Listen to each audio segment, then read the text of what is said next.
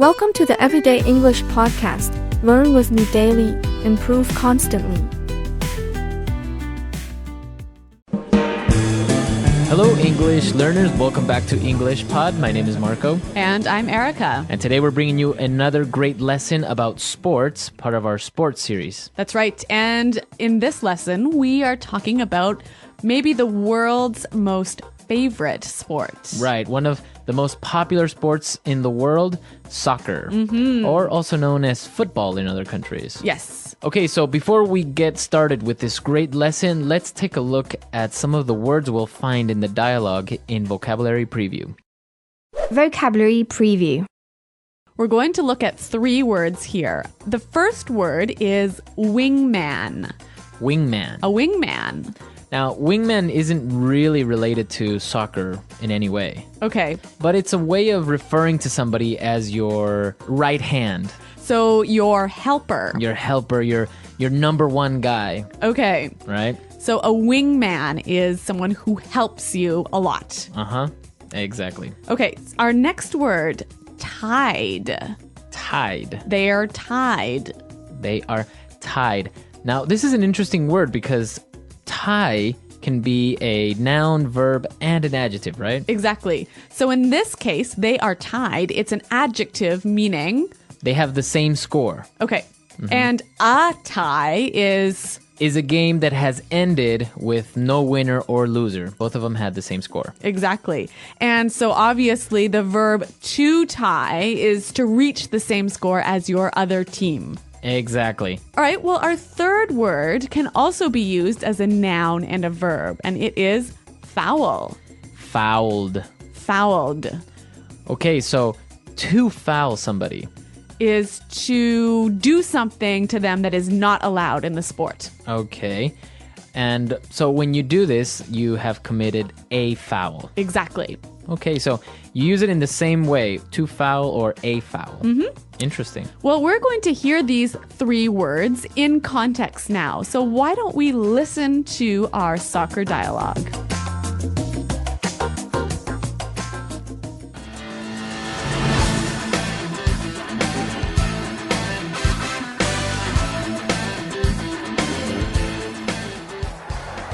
Welcome back, soccer fans. My name is Rick Fields, and as always, I am joined by my commentating wingman, Bob Copeland. And we're on the brink of soccer history today, as Ecuador and Brazil are tied 1-1 as we begin the second half of the 2022 World Cup. The ref calls the players for the kickoff, and here we go. Ecuador quickly passes the ball to the midfield, but it's out of bounds. That'll be a throw-in for Brazil. Adriano has the ball and makes a long pass to Robinho. And the ref has called him offside. No question about it, he was offside by a mile. We have a goal kick for Ecuador. Edison Mendez heads it to Valencia. He shoots. Deflected by the defender, and we have a corner kick. Delgado takes the corner. We have a foul. Oh no, Dida, the goalkeeper, has fouled the Ecuadorian player. He gets a yellow card, and that will be a penalty kick. This is the perfect opportunity for Ecuador to get ahead in this match and become world champions. He gets ready for the kick, he shoots, and he...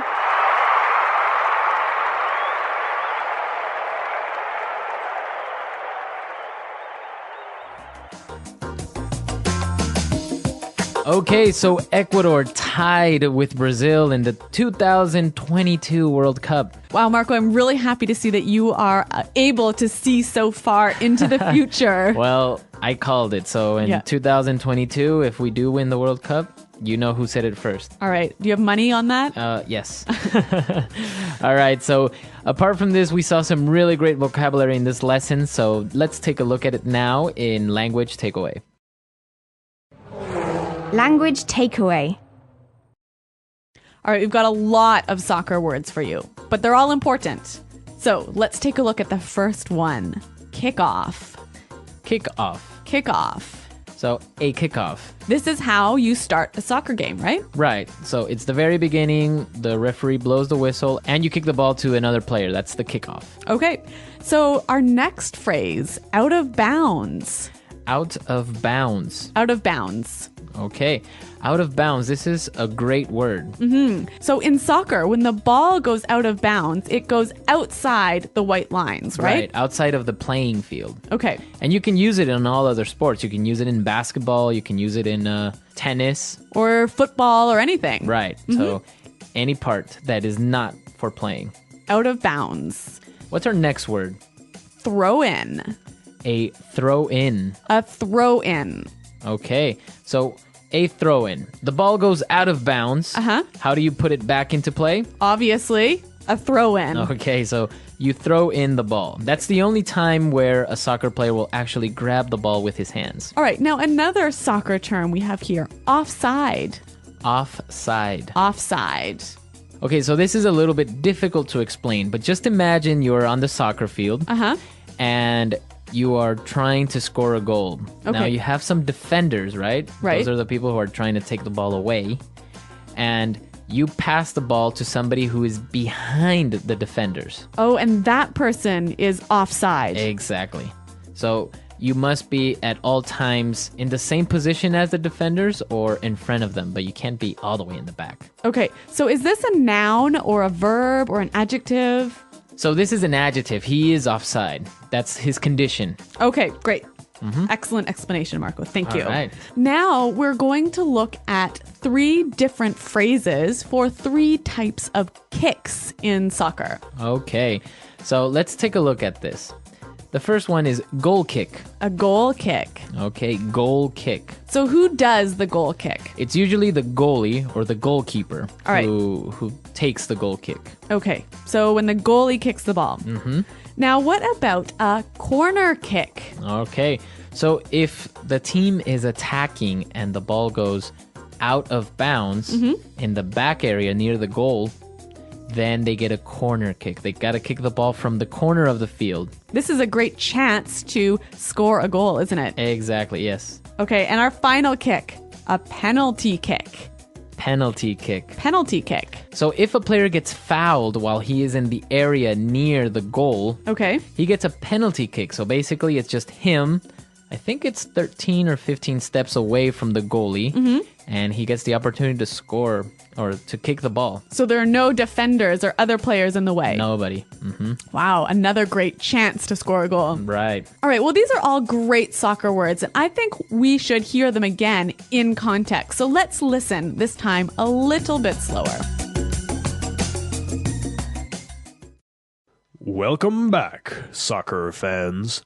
My name is Rick Fields, and, as always, I am joined by my commentating wingman, Bob Copeland. And we're on the brink of soccer history today, as Ecuador and Brazil are tied 1-1 as we begin the second half of the 2022 World Cup. The ref calls the players for the kickoff, and here we go. Ecuador quickly passes the ball to the midfield, but oh, it's out of bounds. That will be a throw-in for Brazil. Adriano has the ball and makes a long pass to Rubinho, and the ref has called him offside. No question about it. He was offside by a mile. We have a goal kick for Ecuador. Edison Mendez heads it to Valencia. He shoots. Deflected by the defender, and we have a corner kick. Delgado takes the corner, and we have a foul. Oh no. Dida, the goalkeeper, has fouled the Ecuadorian player. He gets a yellow card, and that will be a penalty kick. This is the perfect opportunity for Ecuador to get ahead in this match and become world champions. He gets ready for the kick. He shoots. And he... All right, so we heard these words that we were talking about in context, and now some really interesting phrases came up, and this would be a good time to take a look at them in Fluency Builder. Fluency Builder. Well, Marco, there are 3 great phrases in this dialogue that I want to look at. The first one, on the brink of. We are on the brink of. We're on the brink of soccer history. Okay, so on the brink of. What exactly does that mean? Well, why don't we hear some examples to help us understand the meaning? Example 1. Look, we don't have any money. We're on the brink of going bankrupt. Example 2. The two countries are on the brink of war. Example 3. We're on the brink of an important discovery. All right, so great examples. On the brink of, at a critical point. Exactly. It means you're almost there, right? Okay, yeah, very good. And what about this next phrase that I saw, and it was really interesting. No question about it. No question about it. No question about it. No question about it. All right, so this is a statement that doesn't really make much sense. But what am I saying when I say, oh, no question about it? You're saying, I agree. There is no doubt. You're right. You're right. Mm-hmm. Okay. Well, let's give some examples. I could say, there's no question about it. Ecuador is a great soccer team. There is no question about that. All right, so, or you can say, no question about it. Our company makes the best products on the market. Okay, so really useful phrase that you can use in sports or anywhere else. Okay. And now let's take a look at our last phrase for Fluency Builder, and it's a really good one to exaggerate a little bit. Okay. By a mile. By a mile. By a mile. So he was offside by a mile. Right. So the commentator is saying that he was very offside. That it was really obvious. Right. Mm-hmm. So you can use that also in different contexts, maybe not in sports. Okay. So maybe we can say our company is ahead of all the others by a mile. Right.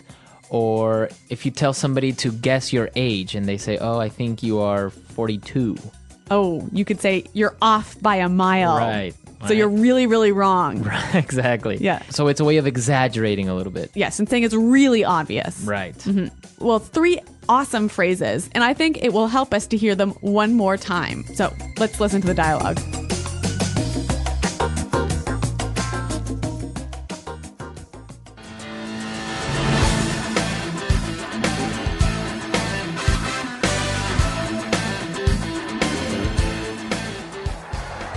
Welcome back, soccer fans. My name is Rick Fields, and as always, I am joined by my commentating wingman, Bob Copeland. And we're on the brink of soccer history today as Ecuador and Brazil are tied 1-1 as we begin the second half of the 2022 World Cup.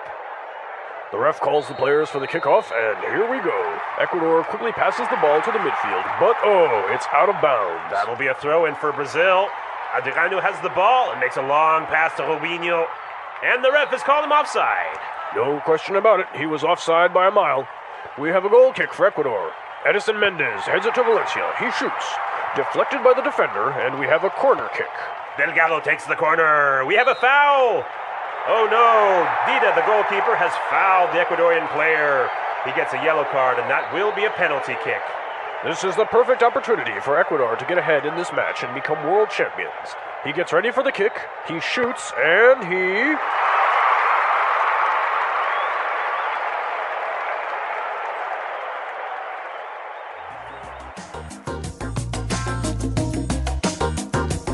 Okay, well, as you all may know, soccer is a very popular sport, especially in Latin America. That's right. And your favorite team, Ecuador, are they really this good in soccer? Are they really going to win the 2022 Cup? Well, maybe not. Well, actually, Ecuador has improved with time, but usually it's the strong teams like Argentina and Brazil who dominate the region, right? Right. But yeah, hopefully we'll make it next time. Okay, well, I have my money on Ecuador and For 2022. But yeah, not on Canada. There's no hope for us. Well, Canada is doing really well now. They actually beat Mexico, if I'm not mistaken. Oh, actually, that sort of, yeah, I kind of remember that now.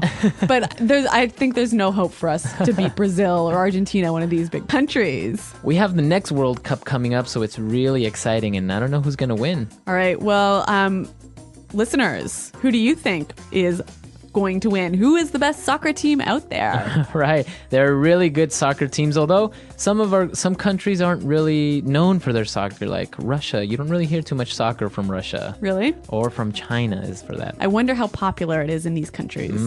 So let us know. Come to our website, englishpod.com. Tell us how popular soccer is in your country, or what team you are a fan of. I know many people like the European Cups and they're fans of Barcelona or the Italian teams. Well, come to the website. Marco and I are always around to answer your questions. And until next time, goodbye. Bye.